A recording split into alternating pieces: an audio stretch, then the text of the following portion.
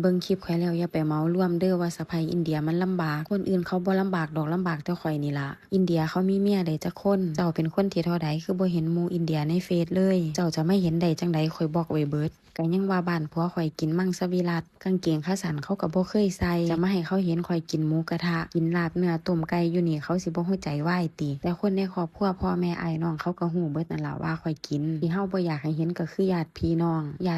อินเดียนี่บ่แม่นซ้ำหนึ่งเด้อข่อยนี่โดนเหยียดโดนหยังมาสารพัดจากครอบครัวของญาติที่เพิ่นมีเงินแน่เหยียดเรื่องหยังว่าติมันสิมีอยู่ดอกผู้หนึงเพิ่นสิมักถามเฮาว่าเฮาใส่โทรศัพท์รุ่นใดถือกระเป๋ารุ่นใดใส่นาฬิกาของอีหยังมันสิเป็นไปจังซั่นตัวมาเห็นคลิปข่อยนี่เบิ่งสภาพข่อยตอนนี้แน่นี่ใส่กางเกงขาสั้นเสื้อยืดย่ำน้ำมีสมอยู่นี่เขาก็แห้งมีแนวเว้าหลายแหละเนาะสภาพเฮามันบ่น่าชื่นชมเด้ยามเขาเหยียดเขาบ่ได้เหยียดแต่เฮาเด้เหยียดฮอดผัวฮอดพ่อฮอดแม่ของผัวพุ่นล่ะแต่ซ้ำนี่เขายังว่าเฮาจอยว่าผัวเลี้ยงบ่ดีคนที่มักเหยียดในอินเดียกับพ่อๆกันกับคนที่มักบูลลี่กันนั่นล่ะเว้าอยู่นั่นล่ะบ่เศร้าและที่ค่อยโดนมานี่บ่แม่นว่าโดนเหยียดจากลูกหลานนำกันเองเด้โดนจากผู้หลักผู้ใหญ่เพิ่นเป็นศาสตราจารย์พุ่นเด้อเพิ่นก็รวยก็หยังโนสูลูกเพิ่นก็จบโทจากอังกฤษทั้ง2คนและจะมีอีกอยู่ครอบครัวนึงบาดนี้ครอบครัวนี้เพิ่นเป็นคุณหม